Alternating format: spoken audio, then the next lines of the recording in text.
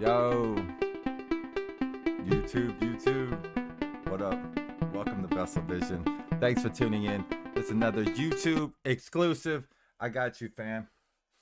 Are you having fun in the new DR meta? I am, but maybe I can help you. You see, I understand that the game is completely different. It's actually gone back to a state it was in years ago. The time to kill is completely changed, and well, the game is completely different. However, the game is exactly, I repeat, exactly the same. And certain things hold true no matter what. And there are ways to minimize and maximize your build, as always. Let's get into the meat and potatoes of it. Welcome to today's video. Tips, tricks, and tech for the new DR system. So let's go into everything. Thanks for popping in. Welcome. I would like to show you guys. So the first things first. Evasion was kind of dead. So I won't be going over a ton of evasion as I have not tested it a bunch, but I can mention this. Lower thresholds for evasion apply than ever did before. So I had a build on global where I put like 1200-ish evasion on my guardian, and it made him tanky, and he was still able to run enough damage to kill people. So there are some interesting things you can do with evasion. Accuracy is still going to be very important once people figure it out, but hey, it is what it is. Right now, for the most part, evasion is dead because you have no damage in the spec, and I can explain why. So BDO has always come down to thresholds, right? BDO has always come down to thresholds. So if you've ever fought a Valkyrie pre-patch, you would have noticed you would have not done a ton of damage to them pre-patch. Once they, even if they say they have the same gear as a Valk or a Draconia, right, has the same gear as a Guardian, you would one-shot the Guardian, and even if you CC'd the Drac or Valk, they'll get up fine. The reason being is the way DR scaling works. So thresholds are very important. They haven't actually changed DR at all. They're just giving you more of it. And this is a very important thing to note. So you can compare the rest of the game to Valkyrie and Dracania before. So what did we already know about this then? Well, the reason I have this Kadri swap, the reason I love DR so much in the first place, is there are some sweet thresholds, right? They're pretty easy. The thresholds are as follows: 600, 650, 700. Now, what does this mean? This means it's pretty straightforward. Though that it does slide. You don't need to get to 650 to feel it from 640. Thank God. However, it is noticeable every point past 600. Up to 600, you're not gonna really super feel tanky from DR. That's just a fact. That's why they gave everybody more DR, and they gave everybody the potential to build DR. And I'm gonna explain what I mean by that. But basically, the thresholds are very important. So for evasion, since we've gone back in a meta, the old meta with less hits, and this is literally we've gone back in the year. We've the thresholds for evasion are like 1150 and 1250. That's when they start being good, right? Now, that's not a lot of evasion. So evasion has effectively been buffed at the smaller ranks. But for DR, you're looking for 600, 650, or 700. Now, values are king. When I say values are king, like values are king. So there's a lot of stuff going on here. We're going to go over it all in the video. I want you to like look at all my AP, for example. 635 plus 48. That's how much AP I have. So with that much AP, and everyone having 600 to 650 plus DR potentially with gear, 700 in my case, depending on which crystal setup you're running. Like I think I had 700 in this setup, for example, with corrupteds and RBFs, right? Which is pretty good. But like, so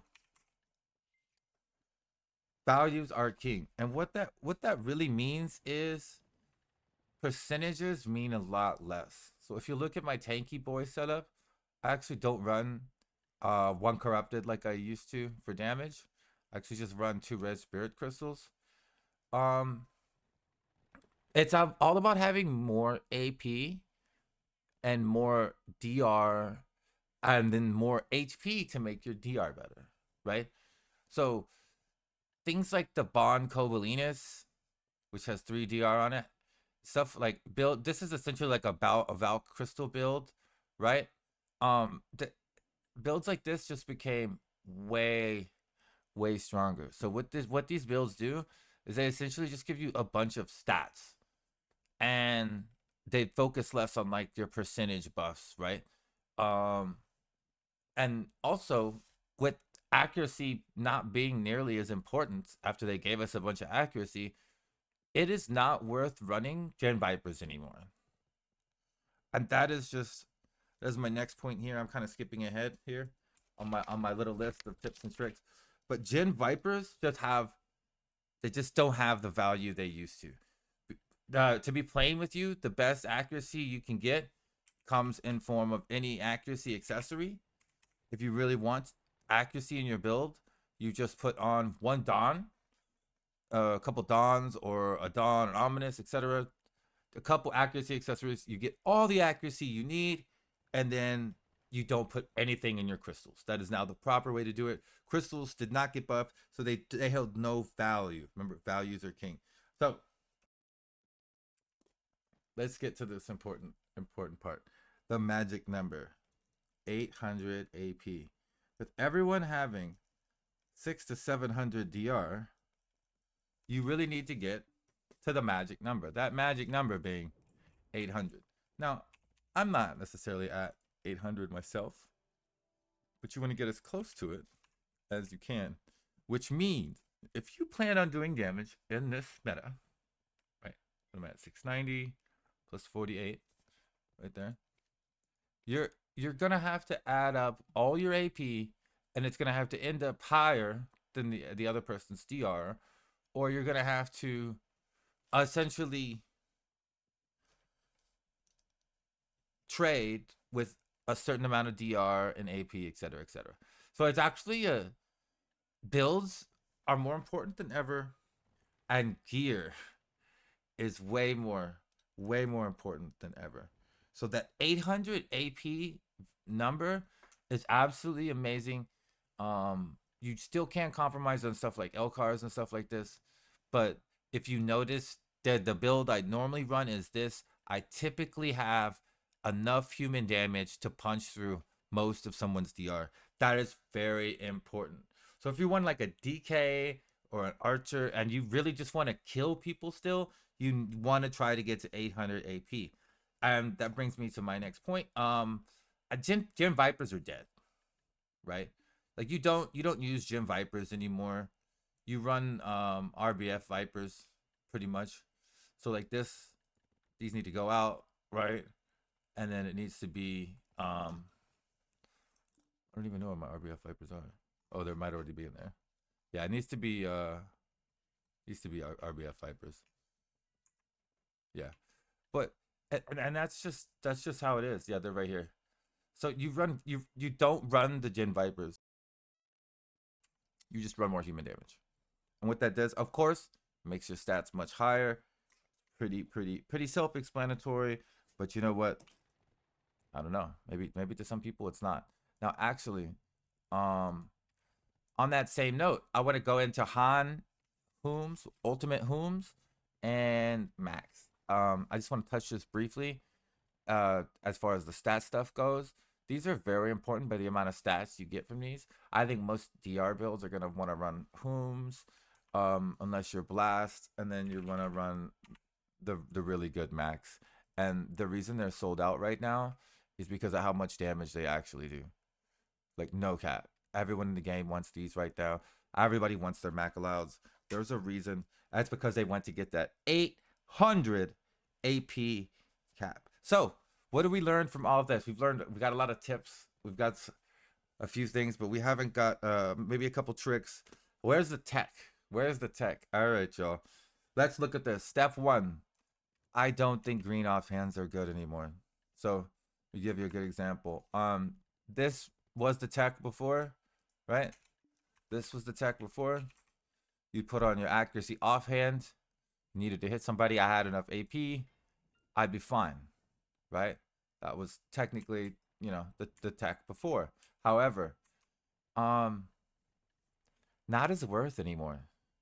There's less value coming from the accuracy. If you have a green offhand for evasion, there's way less value coming from all that evasion because you can't kill anyone. And you're down a crystal slot, which is so much bigger now. Being down a crystal slot is so much bigger now. So, what does that mean? Are green weapons dead?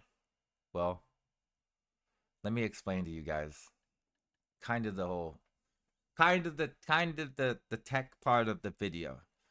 This may actually save a lot of you guys from a ton of hassle. What you see here is a ultimate Celeste weapon, and I want you to notice the extra human damage on this weapon. I want you to see the stats overall. And I'm going to mention a couple things. So thanks to a couple friends. Shout out to my boy Toxic and Zane, all the Havoc boys over in Kova. We figured this out day 1. And thanks for helping me do some of the math on this. And Ward for helping me just tell me to just do it. But anyways, yo, a lot of people to thank for this because a lot of thought went into this. And we're not the only people using this already. Check this out. Look at this extra damage. And let me explain something. So, not only is it way more damage for an awakening character, as long as you can reach 305, it's a ton more damage for awakening character, by the way. But like in almost every scenario, the awakening should use this. And the reason being is the amount of human damage added punches through so much DR that it way far outweighs any AP loss every day of the week. It's just a fact. The theory is on succession, you still gain roughly 5 damage. So I don't think that this was going to work too well on succession. Although in theory, according to some math I've heard, you will still gain damage in succession as long as your AP is high enough with this main hand as well. So the green offhands are dead, but at least until the Fallen God weapons are out, it's the green main hand tech. So those of you that don't know, I have a Celeste battle axe on right now to do the most damage. I am not even kidding you. Everyone's gonna tell you use often choice, everybody. Some people are gonna tell you just use your whatever, it doesn't matter. I'll be honest with you. This is the tech. You'll even notice a lot of people, the smaller enhancers, they're taking advantage of it already, and they're selling a bunch of like sell us on the market. And they're even more available because people know what's going on. So I just wanted to do a PSA announcement. I wanted to announce to y'all and let everybody know there's no reason to hide it. There's no reason for some people to be stronger. Why should just my guild be stronger than your guild? This is the tech. The extra damage from the main hand applies to the awakening. Helps you deal that extra little damage that you just really need in that trade system. So we went over pretty much everything now. And I just want to thank you so much for dealing with another one of my spiels. This is more of a technical one, but it's very important when you're learning to deal with how to trade in the new system. You're going to want these different crystal setups with these that reach these different thresholds, and yeah, you'll know what you're fighting with and what you're fighting against better, and now you can better build your characters to have the most fun in Black Desert Online. I hope everyone doesn't get disheveled or disenchanted with the time to kill being lowered, and I hope they understand that they are going to fix some of these bugs. But that's it for today's video. I appreciate you all. Thank you so much. Thank you so much for hanging out. I appreciate you all. And go get you that Celeste weapon. I guarantee by the time that main hand Fallen God weapon comes out, If this thing's doing more damage, they're 100% nerfing it. Go get it now. Get you the new tech. Y'all have a wonderful day. And if you get a chance, like and follow, subscribe, all that stuff. And hit me up on Twitch. We'll be live tomorrow night. Peace.